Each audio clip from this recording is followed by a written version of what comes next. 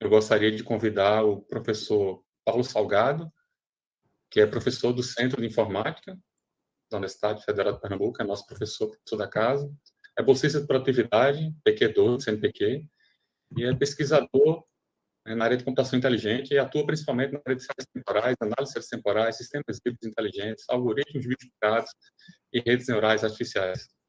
Paulo, obrigado. Obrigado, Jorge. Obrigado pelo convite. Valeu, muito obrigado, pessoal. Eu vou tirar a câmera porque estava chegando picotada a imagem, aí eu não sei como está chegando aí para vocês. Tá legal? Tá bacana? Mas no final eu coloco, para não ter nenhum problema na apresentação, e eu vou tentar usar os 15 minutinhos de forma britânica, tá? Então, pessoal, hoje a gente vai conversar rapidamente, sobre minha área de pesquisa. Eu trabalho com sistemas híbridos em séries temporais e falar um pouquinho do estado da arte e alguns desafios de pesquisa, tá? Então, uma breve agenda, eu vou me apresentar rapidamente, né? E essa apresentação, ela conta um pouquinho de uma história, né? Então, a gente vai misturar um pouquinho de história com pesquisa aí, e depois só indicar aí algumas contribuições que a gente tem feito nos últimos anos, tá? Então, eu terminei minha graduação em Sistema de Informação, né, com ênfase em telemática na Católica, em 2005, e depois fiz o mestrado e doutorado no SIM, terminando o doutorado em 2012, né?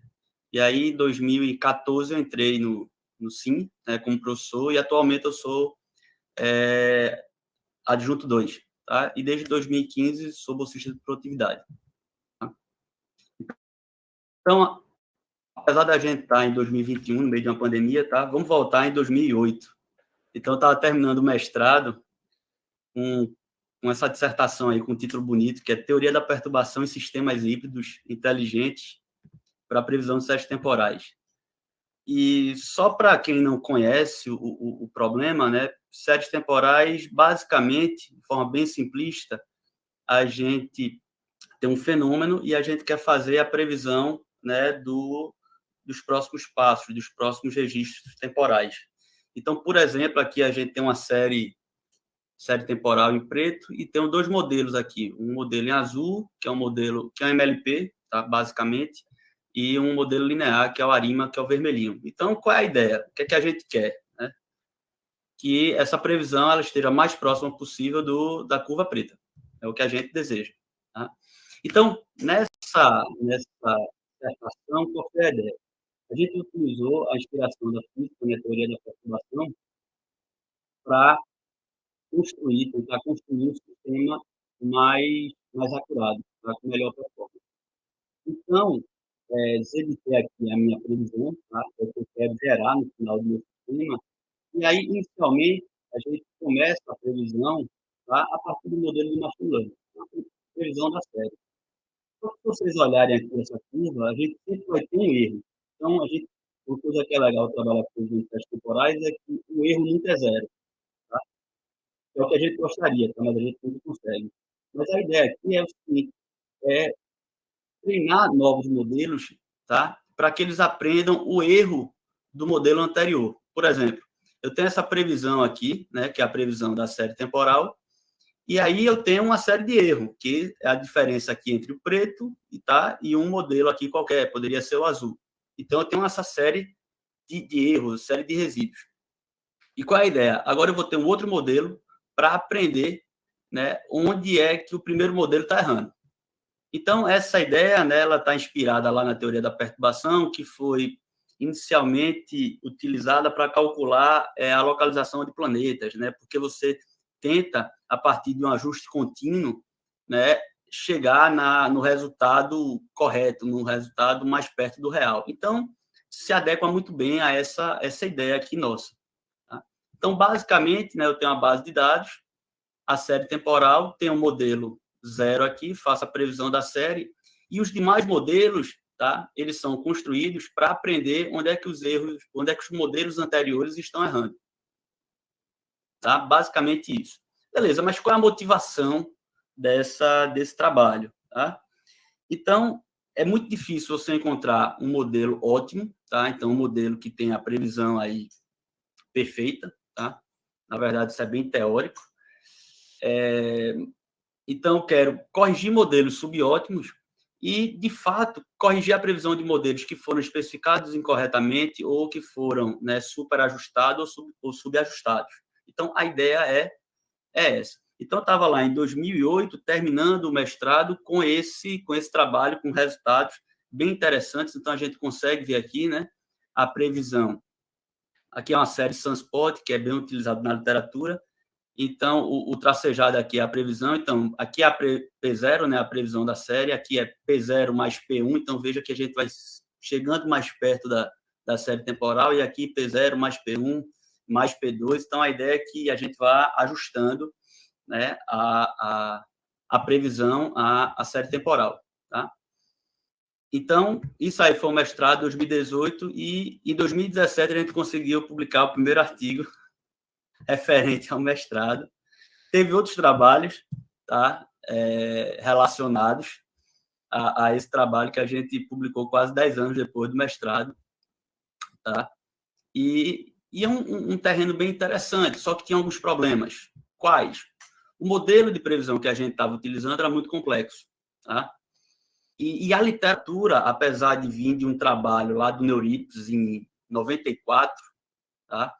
Não tinha tantas citações, não era algo bem explorado, tá? Mas a ideia de usar o resíduo é bem interessante. Mas eu, como pesquisador, o que é que eu estava querendo?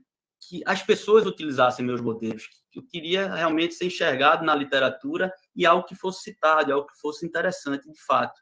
Tá? Então, olhando a literatura, né, voltando aí, tá, na literatura, eu vi que tinham modelos, tá, combinação de modelos, sistemas híbridos que combinavam modelos estatísticos e modelos de machine learning a partir da série de resíduos. Então, eu tinha diversos trabalhos, eram facilmente implementados, uma base teórica bem consolidada, porque a gente estava vindo da estatística, tá? E aplicações em diversas áreas até hoje. Então, qual a ideia aqui? Bem simples, tá? Para que a gente pegue a ideia da área, certo? A suposição é que fenômenos temporais reais, tá? Problemas reais, eles podem ter padrões lineares e não lineares, né? Podem apresentar padrões lineares e não lineares. No mundo linear, ok, eu tenho todo um arcabouço estatístico bem fundamentado, certo? No não linear, nem tanto. Tá? Mas quais são os desafios, já que eu tenho fenômenos que podem apresentar esses padrões lineares e não lineares? Primeiro, eu não sei se minha série temporal é puramente linear ou não linear, ou se tem padrões lineares e não lineares. Então, com isso, eu tenho um outro problema, como é que eu vou selecionar um modelo corretamente? Né? Eu vou selecionar um modelo linear, um modelo não linear, como é que eu vou fazer isso? Né? E um outro desafio é que nenhum single model, né, nenhum modelo simples ou monolítico é melhor em todas as situações. Então, esses foram os fundamentos para essa área, não é tão grande, crescer. E aí o primeiro trabalho foi o trabalho de Zeng, e ele parte de uma suposição bem simples e bem interessante, tá? Que é, olha, eu tenho uma série temporal e eu vou supor que eu tenho padrões lineares e não lineares. Tá? É uma suposição dele. E aí, o que é que ele faz? Ele utiliza um modelo estatístico linear, bem consolidado, né? A gente tem a metodologia de Box e Jenkins, e gera a previsão linear da série. Tá? Então, pela metodologia de Box e Jenkins, né, você tem algumas garantias que você consegue modelar adequadamente os padrões lineares da série. Então, se eu consigo fazer isso, a série de resíduos, tá? Que é a diferença, né? Aqui eu estou pegando a diferença, né, pela subtração, mas poderia ser uma divisão. Mas, em geral, a gente utiliza dessa forma, né? Que é a série menos a previsão do modelo. Pela suposição dele, eu teria aí, né, padrões não lineares. Então, se eu tenho padrões não lineares, eu posso usar um modelo de machine learning. Ele utilizou uma rede neural MLP, tá? No primeiro trabalho dele, para previsão de EDT. Então, seria a previsão dos supostos, né, padrões não lineares. E no final, o que é que a gente tem? A previsão do sistema híbrido é simplesmente a previsão linear da série, mais a previsão do erro por um modelo de computação inteligente, de machine learning. Tá? Então, diversos modelos já foram utilizados aqui. Beleza, então a gente consegue ver 3 fases claras nessa abordagem. Tá? Quais são? A modelagem da série por um modelo linear. Então, vocês podem estar se perguntando, por que o modelo linear? Porque eu tenho algumas garantias estatísticas que são interessantes, tá? Na modelagem do problema. Depois eu tenho a modelagem do resíduo. Então, como eu tenho a suposição que eu tenho padrões não lineares aí, a gente utiliza modelos de machine learning, tá? Nessa fase. E eu tenho uma outra etapa, que é a etapa de combinação. Então, o Zeng, em 2003, propôs, né, a soma, que tá ok, não tem problema nenhum, tá? Mas a gente começou a pensar em outras formas de combinação, né? Então, a gente tem essas 3 etapas aí, em geral, na literatura,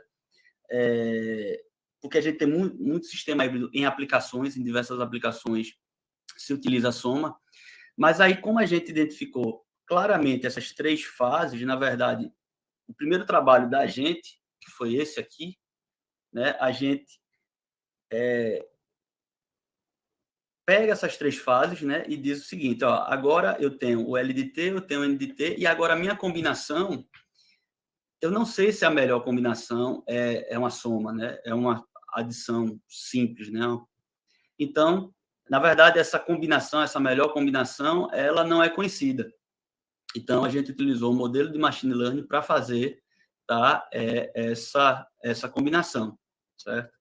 Então, a gente fez um estudo e publicou em 2019, é um aluno de mestrado, Domingos, que agora está fazendo doutorado no SIM, tá, na Knowledge Base System. E aí, a gente conseguiu o que queria, que é esse trabalho de 2019, tá, já tem, para mim, é muito bom, mais de 50 citações. Tá? Então, quer dizer, a gente começou a ser enxergado. Tá? A nossa motivação lá inicial de querer ser enxergado começou a dar certo.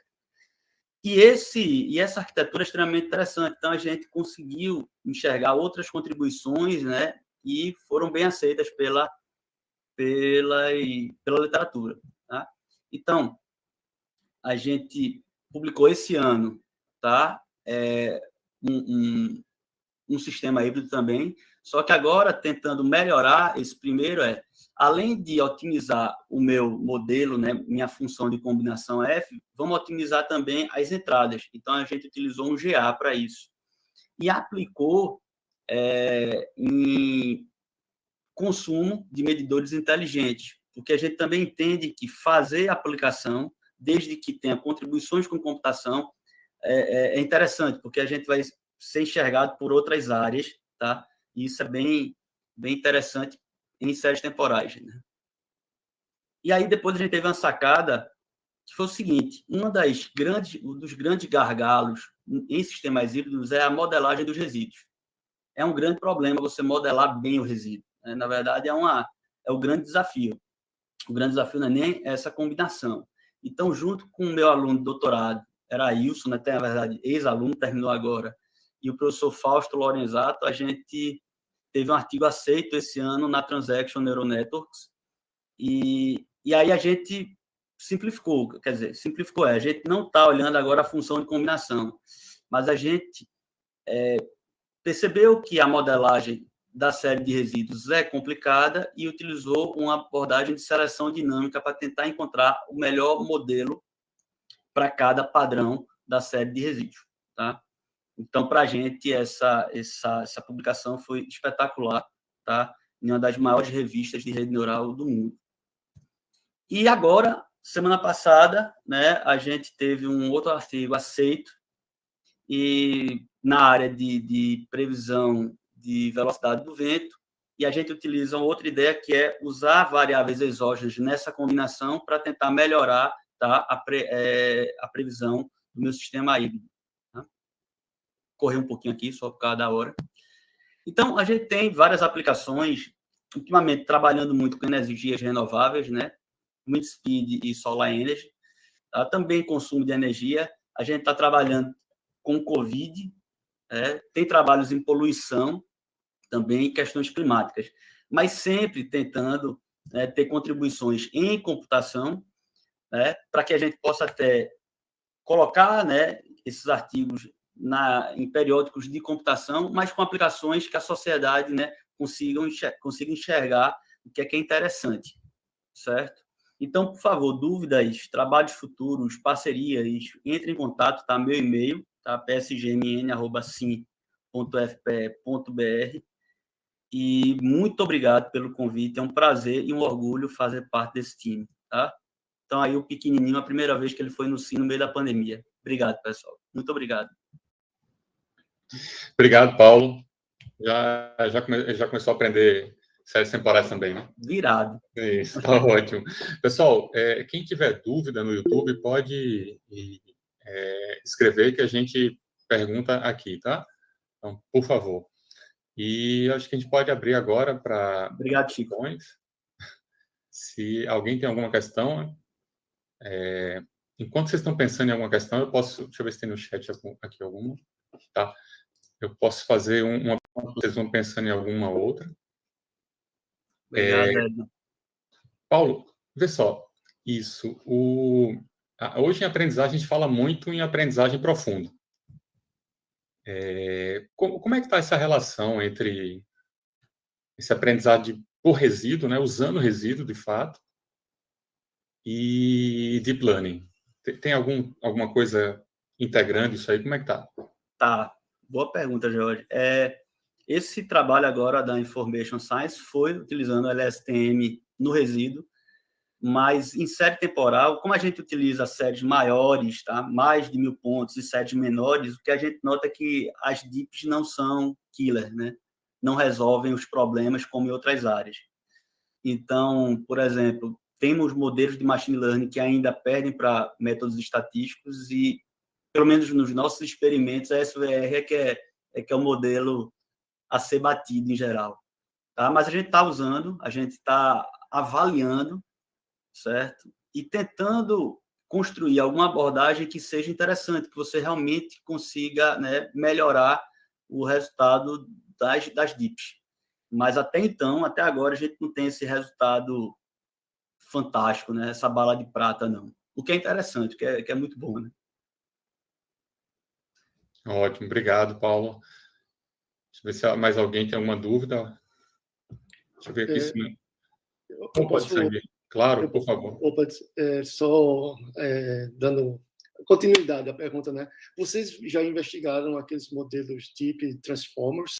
Que me parece que é um Deep que se fala muito, são modelos recorrentes, né? E modelos convolucionários, mas assim, o Transformer não deixa de ser recorrente, mas é uma evolução, né? E aí já tem um avanço muito grande em relação a esses modelos Transformers. Eu não sei se você poderia falar se já existe. Eu suponho que existe já várias investigações desses modelos Transformers. Né? Já tem. Eu já dei uma olhada e já comecei a estudar para avaliar nesse contexto tanto de single models como de sistemas híbridos, tá? Desculpa. Não, por favor. Não, você conclui que eu tenho uma segunda pergunta, é rápido também a segunda.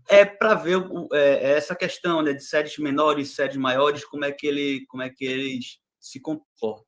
Atualmente, dos nossos experimentos, tá, do que a gente tem feito, a Conv-LSTM parece ser bem interessante. Tá? Isso aí porque a gente só simulou em um tipo de série temporal, tá?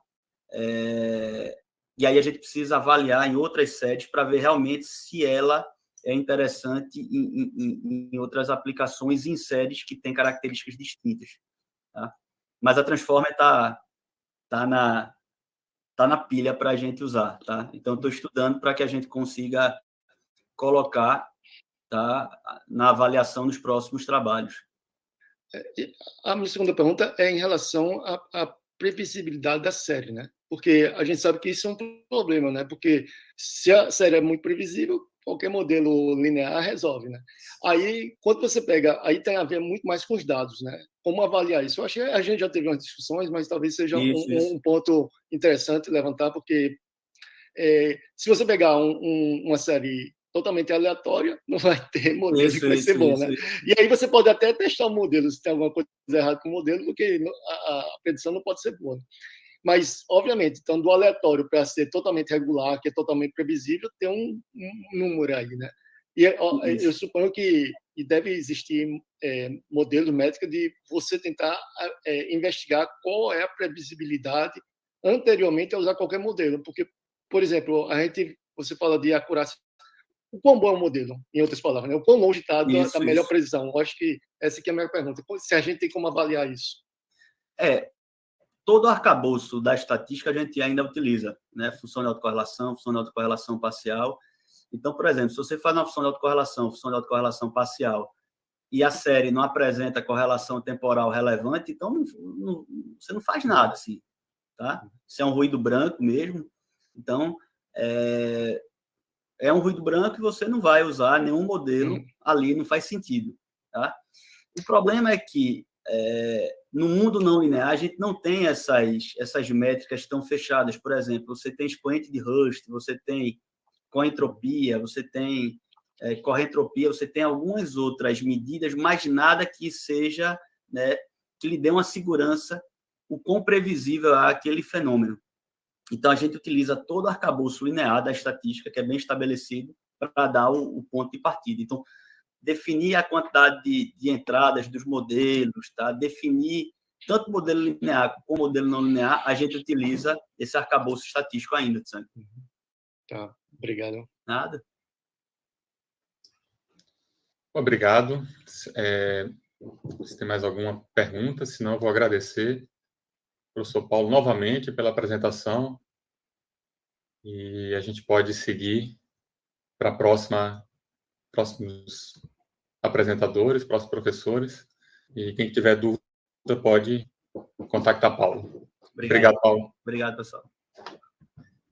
Passando para o segundo apresentador, eu queria chamar o professor Kelvin Dias, que é professor associado do Centro de Informática, bolsista de produtividade, PQ2 do CNPq, foi diretor de redes e suporte computacional do Núcleo de Tecnologia da Informação do NTI, de 2013 a 2015, aqui no Centro de Informática, aqui na UFPE, e é pesquisador na área de redes, e atua principalmente em redes 5G, redes definidas por software, rádios definidos por software, rádios cognitivos, internet das coisas, computação em nuvem, redes veiculares, blockchain, aplicação de aprendizagem de máquina, inteligência artificial em redes de computadores. Vou parar por aqui, Kevin. Muito obrigado.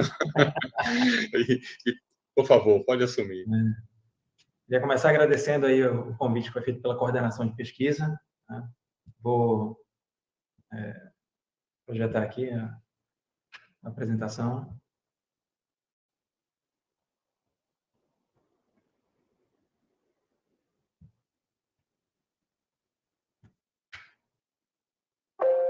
Pronto. Todo mundo está enxergando? Sim. Então. Bom, pessoal,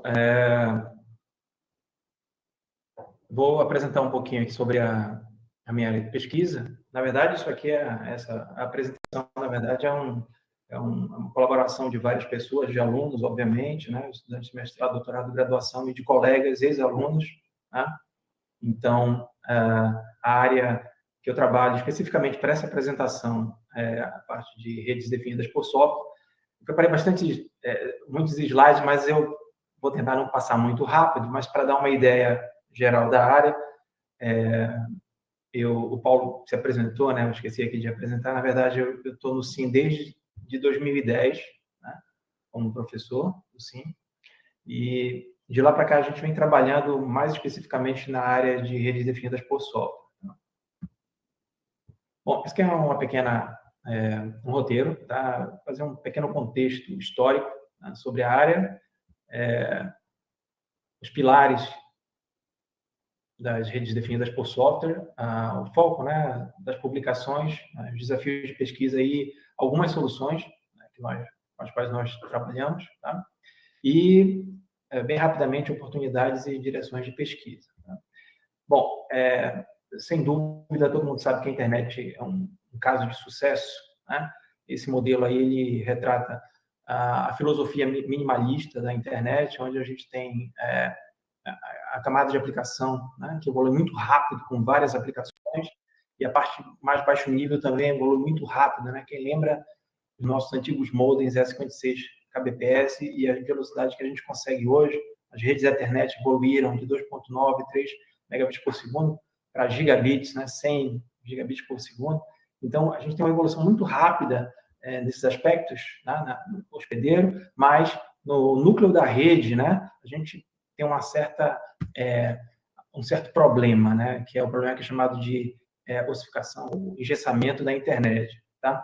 Então, a gente vê que aqui aparece famoso pneuzinho, né? Então, cada novo requisito, né, na camada de rede, como mobilidade, segurança, essa estrutura minimalista de roteamento, ela começava a ser o que a gente chama de remendada, né? Então, pesquisadores que trabalham no contexto da internet do futuro decidiram aí tentar reverter um pouco já que é difícil, né, a gente mudar, né, o que as operadoras utilizam, então vamos ver como é que a gente trabalha essa questão da falta de flexibilidade e do engessamento do núcleo da rede, já que as bordas elas evoluem rapidamente, né?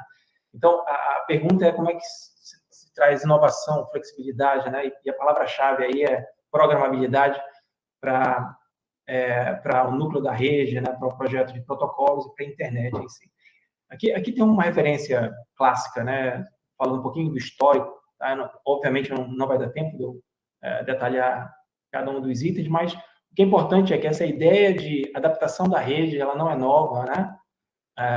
Já entre 96 e 2000, aí no final dos anos 90, pesquisadores do MIT já tentaram colocar código, né, até academicamente com muito sucesso, em pacotes, e esse código, né, deveriam ser executados nos roteadores, tá?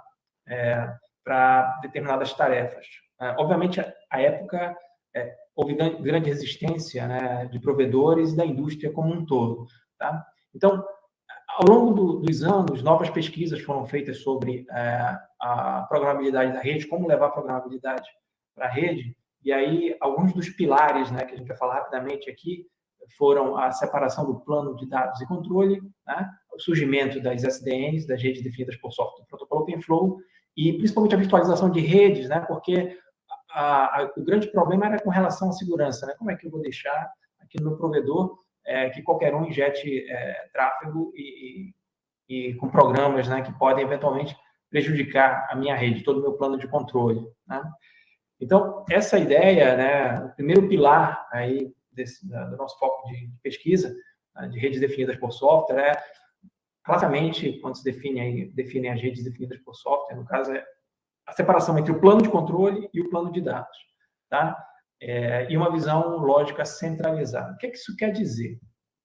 Isso quer dizer o seguinte: tradicionalmente, os equipamentos de rede funcionam dessa forma, né? Verticalmente integrados. Então, você tem um hardware proprietário, sistema operacional proprietário e as aplicações, ou o controle todo, né? Com balanceamento de carga, roteamento, toda a lógica também embarcada nesse appliance, nesse único equipamento, tá? A ideia de SDN é que eu retiro esse plano de controle, tá? Essa inteligência, e coloco num data center, assim como todas as features, como balanceamento de carga, de segurança, roteamento e assim por diante. Com isso, apesar de estar escrito aqui Custom Hardware, na verdade, a gente vai ter equipamentos de prateleira, né, que podem desempenhar quaisquer funções, dependendo daquilo que eu programo no plano de controle, né? De servidores aí instalados, de controladores ou sistemas operacionais de rede, como se chamam também, instalados remotamente, próximo em um computador, né, de prateleira ou um data center, emitindo comandos para que esses equipamentos de encaminhamento desempenhem a lógica definida pelo controlador. Tá? E o que a gente tem, né, de padronizado, isso começou por volta de 2008 e 2009, com uma tese de doutorado em Stanford, né, essa definição, até porque nessa época a gente começou a ter a melhoria da questão de hardware e uma série de avanços na área de redes. Então, os controladores se comunicam com os encaminhadores de pacote, que são equipamentos simples agora, sem nenhuma inteligência, tá? Através de um protocolo chamado OpenFlow. Então, SDN não é OpenFlow, apesar de muita gente confundir. Tá? Então, OpenFlow é a interface sul. Né? E a gente também tem a interface norte, que permite o desenvolvimento de aplicações de rede. Então, eu posso desenvolver um firewall, um balanceador de carga, né? Um programa em Java, em C, dependendo do controlador, né? Open source, aberto ou fechado. Tá? Nós temos vários aí, desde acadêmicos até que são usados pela indústria, tá? E emitindo comandos para que esses equipamentos aqui simples, agora entre aspas, burros, eles encaminhem o pacote de acordo com a política, né? Com as regras definidas aqui. Tá? Então, essa basicamente é a ideia da programabilidade. No caso, separou-se o plano de dados do plano de controle e a gente tem aí a possibilidade de programar o comportamento desses equipamentos que podem não simplesmente rotear, mas podem descartar pacotes, dependendo das políticas de segurança, por exemplo, ou balancear carga. Tá? Essa é a ideia geral. Um segundo pilar dessa questão de redes definidas por software, né, da parte de cloud também, é a iniciativa das operadoras de telecom, né, no caso. Em TI, tradicionalmente, a gente já tinha isso, né, que é a virtualização de funções, mas aqui a ideia, né, vinda do ETSI, né, que é o Instituto de Padronização Europeu, né, de Telecomunicações, é substituir todos aqueles equipamentos, appliances, sobretudo equipamentos de operadoras, né, que são especializados no núcleo da operadora, por máquinas virtuais. Tá? Para isso, eles desenvolveram um framework chamado NFV, tá? Para fazer a virtualização de funções de rede, tá? E padronizaram uma arquitetura para isso, tá? Onde a gente tem aqui na base o nosso velho conhecido OpenStack, por exemplo, tá? Para gerência da infraestrutura, gerenciadores, né, para o ciclo de vida das máquinas virtuais, que vão ser VNFs, tá? Ou containers também, e orquestradores que lidam com a questão mais alto nível de política da operadora. Tá? Então, esse é o nosso segundo pilar. O terceiro é o que a gente chama genericamente de computação na borda. Tá? E aí começou na academia, tá? Com o conceito de cloudlet, mas a ideia básica aqui eu tenho a estrutura de uma operadora, né, com o equipamento do usuário, a rede de acesso, onde eu tenho as antenas, unidade de rádio, unidade centralizadora e uma rede que conecta aqui as estações de radiobase, né, a rede de transporte, o núcleo e a internet. Então, a ideia eu tenho várias aplicações, né, como aplicações de carros autônomos, aplicações de internet das coisas, e eu posso usufruir e reduzir a minha latência, em vez de encaminhar essa solicitação para processamento remoto, eu posso trazer esse processamento mais próximo. Tá? E aí reduz a latência e tem benefícios para evitar gargalos, por exemplo, na rede de transporte também. Tá? Do ponto de vista, a Cisco define isso aí, né? Computação em névoa, e as operadoras, em geral, elas definem como MAC, tá? Multi-Access Edge Computing. Mas, no final das contas, é o mesmo princípio, tá? Com algumas poucas variações. Tá? Por fim, a gente tem mais um habilitador desse conceito de redes definidas por software, né? Definido lá em 2015, tá? Que é uma versão, digamos assim, avançada da conceito de virtualização, só que habilitado pelo SDN, pelo NFV. Então, tem uma rede física aqui, tá? E eu aloco fatias, né, recursos computacionais de rede, de processamento, no mesmo substrato físico, e aloco para diferentes inquilinos, né? Desde carros conectados, e comunicação de banda larga com o smartphone. Então, a ideia aqui é que eu consiga isolar e dar a qualidade de serviço requerida por esse tipo de aplicação. Tá? Então, eu consigo diferenciar isso. Esse é o conceito de fatiamento de rede. Tá? E aí, no final, a gente tem um resumo, né, de todos os elementos que a gente tem nesse contexto de softwareização e cloudificação de rede, tá?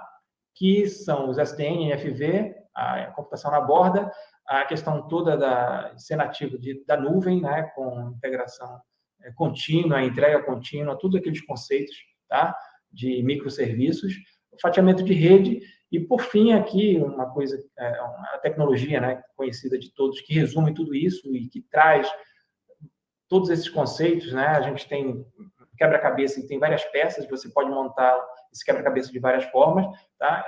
São as redes 5G, que além dos avanços na parte de rádio, tem todo o núcleo baseado em serviços. Isso muda muito, porque a gente consegue dinamicamente distanciar e ter uma visão baseada totalmente nos princípios de computação em nuvem. Tá? Então, 5G não é só uma interface aérea de alta velocidade. Tá? Então, a gente tem que dar conta de alguns serviços diferenciados aqui e eles rodam no mesmo substrato físico. Tá? Desde serviços com baixíssima latência, como a necessidade de carros autônomos, a indústria 4.0, até de banda larga, né?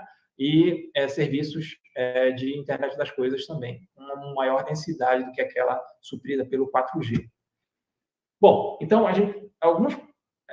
área é muito vasta, a gente trabalha uma pequena parte desse contexto. Tá? Aqui eu vou apresentar alguns. Os problemas, em geral, eles são bem conhecidos, né? São problemas clássicos de rede, mais voltados para a questão de redes SDN. Tá? E algumas soluções que a gente trabalha com os alunos e os colegas aqui do SIM e de fora do estado também. Tá? Bom, então, os desafios são basicamente esses. Né? A gente precisa dar uma resposta rápida para aplicações, por exemplo, de carros autônomos, né, para evitar acidentes ou para que o carro tome alguma decisão. Fala-se muito em carros autônomos no contexto do radar, da questão interna, né? Mas o nível máximo de automação provavelmente ele vai ser obtido com também a questão da conectividade, né? Não só a questão interna, mas, sobretudo, com o suporte. Disse muito aí que não vai se conseguir isso ainda com 5G, né? E aí a gente está esperando a próxima geração. Mas, enfim, esse é um problema sério, não só para carros autônomos, mas para sistemas críticos também de indústrias verticais aí, tá? A parte de telecirurgia e telemedicina. Mobilidade e as questões, tratamento das questões de propagação do meio sem fio, estão sempre presentes, né? E continuam presentes em SDN. O balanceamento de carga e compartilhamento de recursos, eu vou mostrar um trabalho que nós fizemos nesse sentido, né? Porque agora a gente tem uma hierarquia, né? Da nuvem remota, da computação na borda e da fog rodando nos próprios carros. Consumo de energia, sobretudo para dispositivos que são alimentados por bateria, né? Essa é uma necessidade que a gente tem em todas as gerações. Tá? A descarga, né? O offload de tarefas ou computacional, sobretudo para dispositivos, mesmo aqueles que conseguem processar, mas eventualmente podem precisar de algo distribuído. Tá? E posicionamento e alocação de recursos e orquestração de serviços e redes, no caso, isso aqui envolve muito essa parte de inteligência artificial para que a rede seja, como costumo dizer, self-driving, né? Sem intervenção humana. Então, tem mais desafios, mas em linhas gerais, não trabalho com todos esses, tá? Mas a gente trabalha com alguns desses desafios. Tá? Esse aqui é o primeiro artigo. Tá? Eu vou apresentar, foram acho que 4 artigos nessa edição, mas eu vou apresentar outros que surgiram a partir desses, que foram publicados agora em 2021. Tá? Esse aqui é um artigo bem mão na massa de implementação dos conceitos que a gente viu, que trata tanto a questão de mobilidade do dispositivo, no caso, o ambiente aí de redes veiculares, quanto de containers também, tá? Distribuição de conteúdo. Então, esse foi um trabalho publicado no periódico, é uma dissertação de mestrado, tá? Onde a gente tem um ambiente... Primeiro, nós bolamos uma arquitetura hierárquica, tá? No final, o objetivo é que nós conseguimos fazer balanceamento de carga e rodar aplicações peer-to-peer diretamente usando as características de comunicação veículo a veículo. Tá? A gente tem uma estrutura híbrida com a implementação do OpenStack real e aí a gente, à medida que vai descendo, utilizou carros emulados. Né? A gente tem uma ferramenta chamada Mininet, na verdade, a comunidade de pesquisa tem essa ferramenta, e o que nós fizemos foi, além de trabalhar com a distribuição de carga em todas essas 3 camadas, foi também desenvolver uma contribuição em termos no caso do OpenFlow do SDN, rodando diretamente o plano de dados rodando, o OpenFlow rodando nos carros, né, com uma unidade, o Onboard Unit, né, e Application Unit também. Então, a ideia se eu não tenho conectividade, os carros podem distribuir aquele conteúdo, tá, usando a comunicação V2V mais a filosofia peer-to-peer. tá? A gente usou, acredito que foi o BT-Sync como aplicação para fazer essa distribuição. E tudo usando container de forma bem rápida e leve. A gente teve tempos razoáveis, aí, tempos bons para aplicações que têm restrições temporais, tá? De tempo. Tá? Então, um balançador de carga com uma distribuição de conteúdo nos vários níveis de armazenamento e processamento. Tá? Esse aqui é um artigo que saiu do trabalho de doutorado, tá? Mas também tem a ver com o trabalho anterior, que é a atribuição de tarefas, né?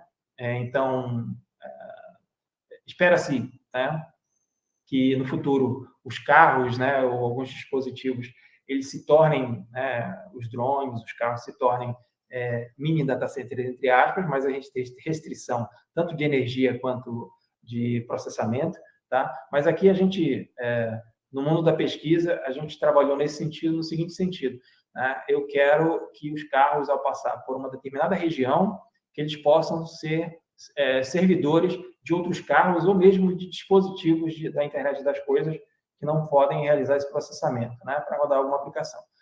A ideia básica, obviamente, eu não vou detalhar aqui, mas a gente usou aquele mesmo princípio de leilão, né, pessoal que trabalha com agentes inteligentes, tá, mecanismo design, e a ideia do leilão, né, ao contrário do leilão normal que a gente conhece do dia a dia, o leiloeiro dá o preço e dá a oferta inicial, e depois as pessoas dão as suas ofertas e a tendência a aumentar. Aqui, como a gente quer trabalhar com latência mais baixa, né, nesse ambiente de fog, né, para que a resposta seja mais rápida, a ideia é que o leilão seja aberto, todos sabem as ofertas que são dadas e que também seja o mínimo que aquele carro pode oferecer, né, em termos de processamento. Então, o cliente ele escolhe aquele que ofertar o menor tempo a processamento da sua aplicação.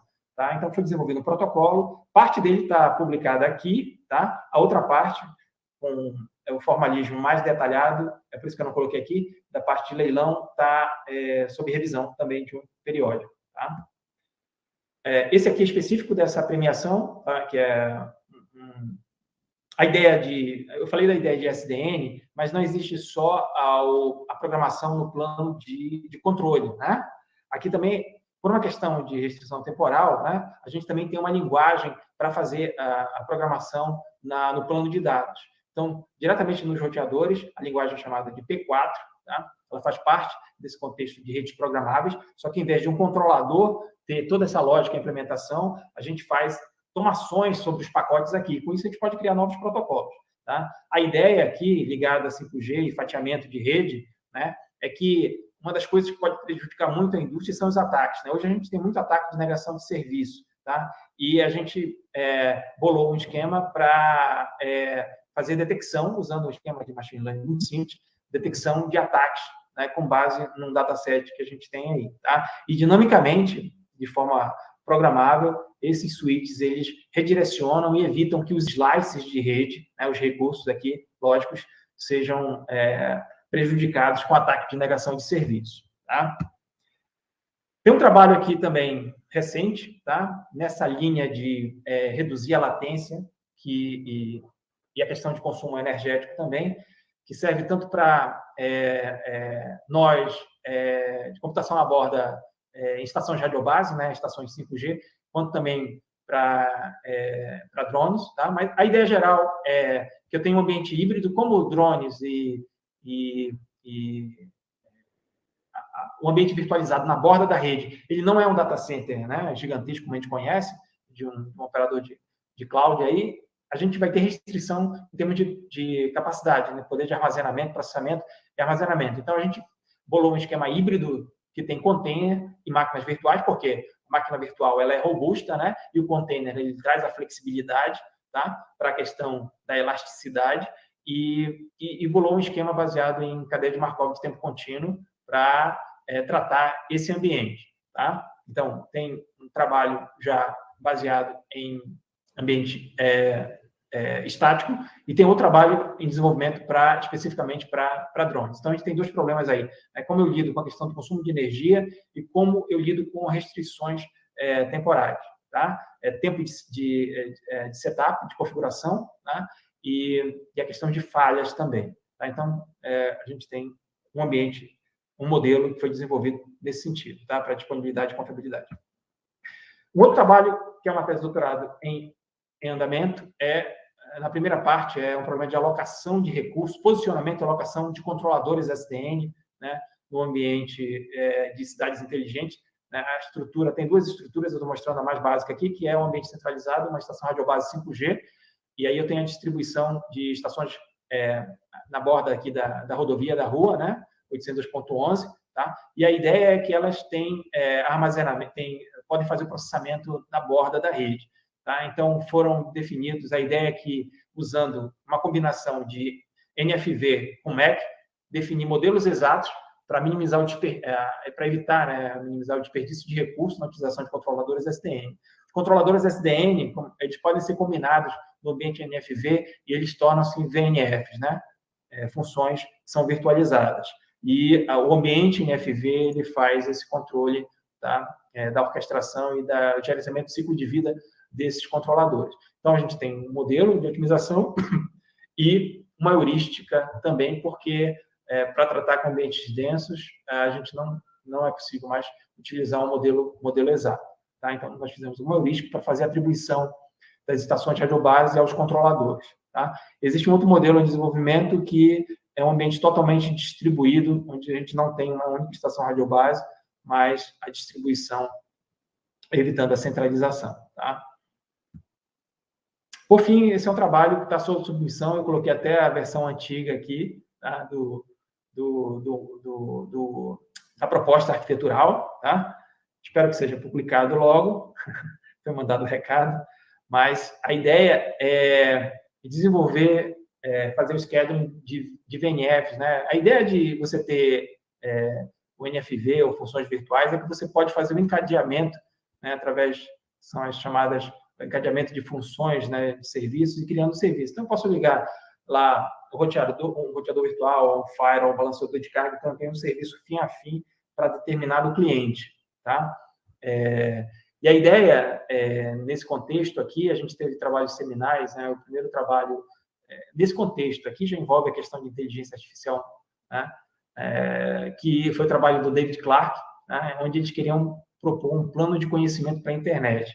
Tá? Mas, à época, você não tinha ainda essa divisão de plano de controle e plano de dados como a SDN viabiliza. Tá? Então, a ideia é fazer analytics e ter informações sobre a rede. No início, a ideia minimalista era de que os terminais finais eles eram uma única inteligência, porque tinha toda a trilha de protocolos e a rede simples. Mas essa ideia foi mudando ao longo do tempo com a complexidade da rede. Então, esse foi um trabalho seminal. Em seguida, veio um específico, né, desse plano de conhecimento para a SDN. O que é que nós estamos fazendo, né? E der tudo certo, logo, logo essa publicação vai sair, a ideia de trabalhar de forma autonômica com a questão do agendamento, do scheduling dessas funções virtuais. Tá? Então, a gente tem um dataset do Google e aplica-se uma técnica de aprendizado profundo nesse conjunto de máquinas virtuais, né, de VNFs, e aí a gente tenta fazer predição de longo prazo, 1, 2, 3 passos à frente, para tentar ajudar a reduzir o tempo, né, no qual esse serviço vai ser prestado, tá? Esse serviço encadeado. A diferença em relação, do ponto de vista de redes, a diferença é que a gente, além de utilizar controladores SDN, também utiliza a questão da orquestração via NFV. Tá? Bom, estou correndo um pouquinho aqui. Basicamente, esse é o último slide, né? A gente poderia discutir um bom tempo aqui, mas tudo que a gente tem de oportunidade e direções está mais ou menos relacionado, pelo menos com o que eu trabalho, com as questões que eu já havia comentado, né? Os trabalhos que eu já havia comentado, mas no contexto também das redes de sexta geração. Né? Essas redes de sexta geração, isso para o contexto de SDN, né? NFV, Network Slice, elas prometem aí, estão sendo especificadas, espero que em 2030. Hoje a gente já tem implantação de 5G, né? Então as pesquisas já estão em andamento, né? Você tem grandes centros trabalhando nisso. Então você tem aí, saindo dos 10 gigabits, né, das 5G, do 5G a gente está chegando na faixa de terabits, terahertz também, né? E há várias tecnologias de camada física, que não é o meu foco, tá? Mas uma coisa importante que eu destaco, tá, é a questão ligada à segurança e privacidade, que a gente vem trabalhando. Tá? Eu não sou especialista em aprendizado de máquina, a gente trabalha com outros colegas que são especialistas nessa área, tá? Mas um foco importante nessa parte de segurança e privacidade se eu quero confiar, né, no meu nó da borda da rede, tá? E se eu quero fazer algo distribuído, seja um aprendizado de máquina distribuído, seja obter algum recurso, né, eu preciso fazer uma autenticação, eu preciso confiar nesse nó, seja ele um drone, seja ele qualquer nó, um carro, tá? Então, esses 3 elementos aqui andam muito em sintonia quando a gente fala de CG, tá? Então, o aprendizado federado, né, aquela questão da gente não passar as informações entre os nós, mas só basicamente os modelos, tá? Então, é uma coisa importante que a gente tem para o futuro. E blockchain também, além da questão de criptomoedas, para as propriedades de blockchain, né, também são muito importantes para garantir a privacidade e a segurança nesses ambientes. Então, o que se faz, que a gente vem fazendo, né, com os alunos, é estender mecanismos de autenticação, considerando esses 2 elementos aqui, tá? Porque nós basicamente utilizamos muita coisa de aprendizado de máquina, não como especialistas, mas para ajudar no desenvolvimento de arquiteturas. Tá? Um outro ponto importante, né, que já é relativamente antigo, né, que são as redes de dados nomeadas, a ideia é totalmente diferente do mundo IP, é uma coisa que já tem algum tempo, mas ainda está muito em pesquisa, porque a indústria, de certa forma, ainda não abraçou, mas ela tem várias características importantes, como o roteamento baseado em nome. Como o mundo agora é baseado em conteúdo, então, em vez de, entre aspas, usar o IP, eu posso utilizar uma URL para resgatar um conteúdo. Eu posso fazer cache no meio da rede, tá? Então, eu posso trazer o conteúdo para mais próximo também, fazer um tipo de computação na borda. Tá? Então, essa é uma tecnologia que a gente tem, existem implementações, o pessoal da Califórnia que trabalha muito com isso aqui, tá? Inclusive um dos precursores é um pesquisador também da área de controle de congestionamento do mundo IP, então tem várias vantagens. Aquilo que eu falei para vocês, né, do plano de conhecimento, né, essa questão da não intervenção humana, ou mínima intervenção humana, é algo que também é perseguido nas redes de 6ª geração, tá?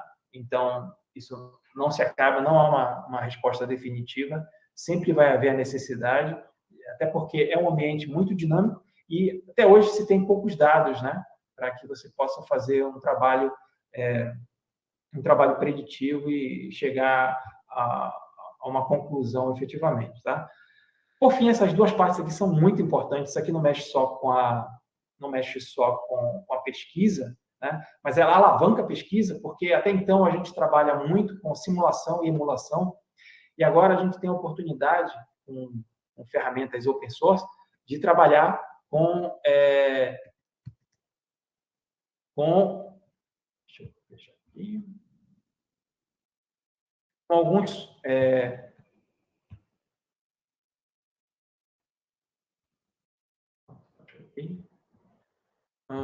com algumas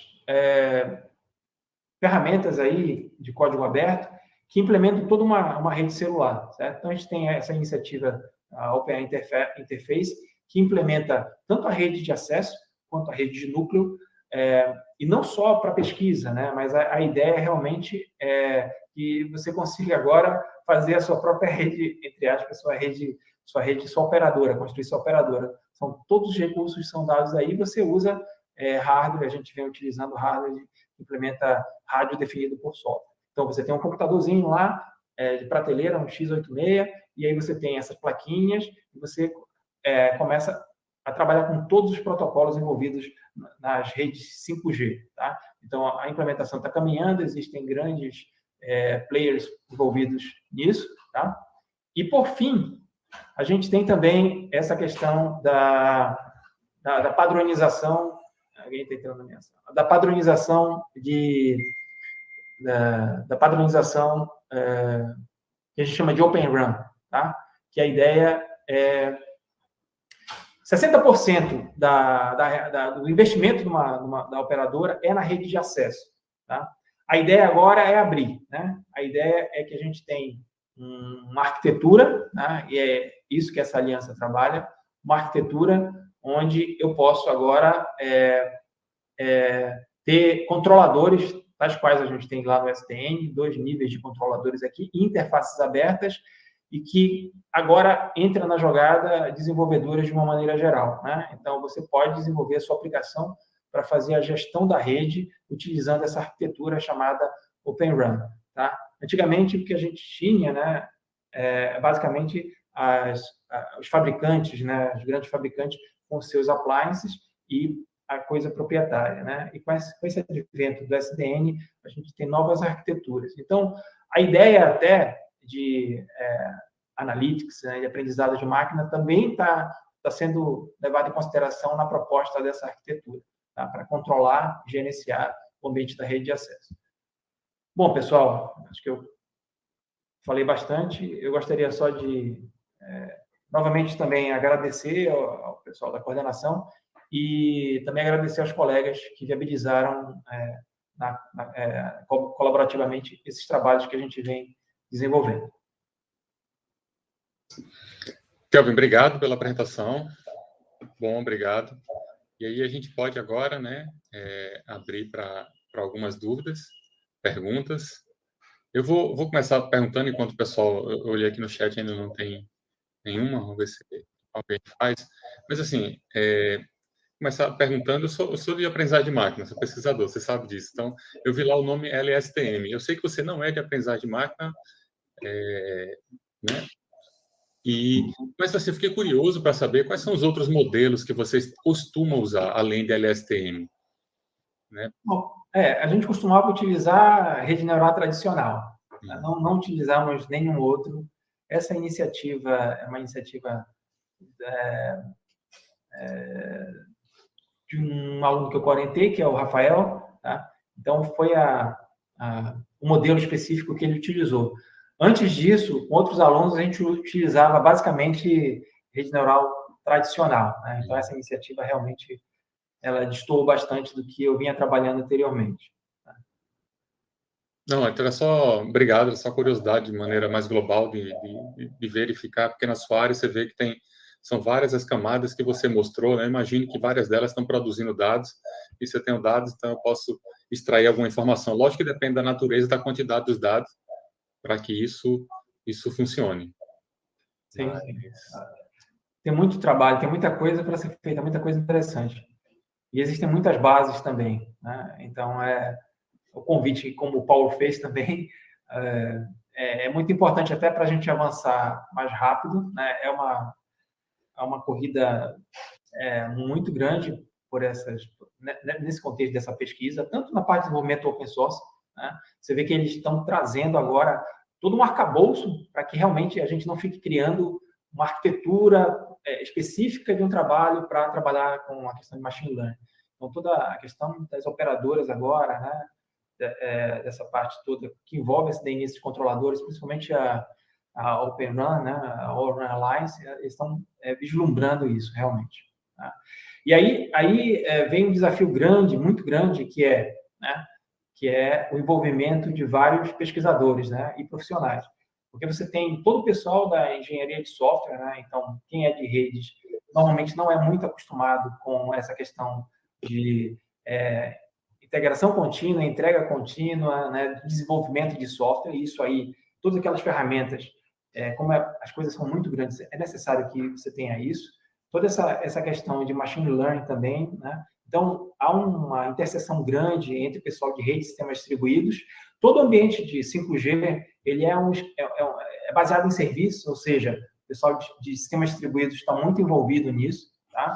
De middleware, sistemas distribuídos. Então, agora, a gente tem, e assim como há um problema na formação, né, digamos, há uma demanda, vai haver, né, e há uma demanda muito grande pelo pessoal de computação, né, seja engenharia, sistemas e ciência, vai haver uma demanda muito grande por profissionais que trabalham nessas fronteiras aí pelas operadoras de uma maneira geral. Tá? Então, não precisa saber de tudo, mas são necessários os grupos aí para avançar na área. Ótimo, obrigado. Kelvin, Obrigado. tem alguma pergunta? Gostaria de perguntar, por favor. Se eu olhar aqui no YouTube, se tem alguma também.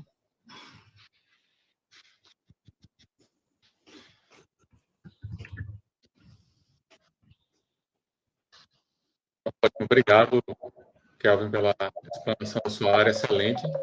Obrigado.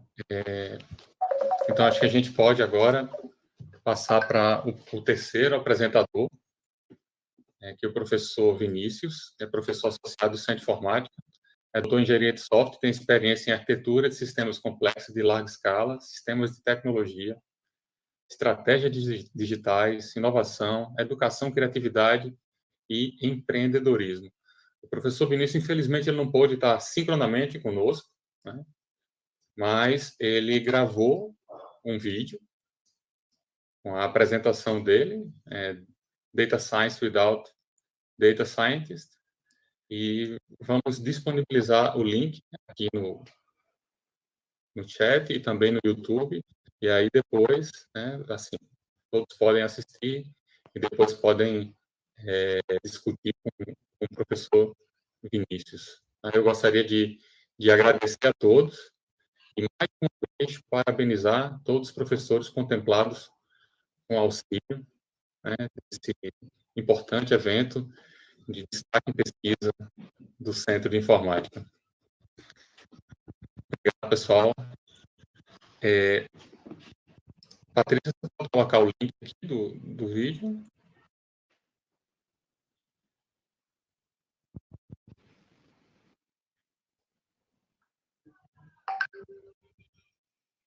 Ótimo. Então, agora fica mais um momento offline. Obrigado a todos e boa tarde.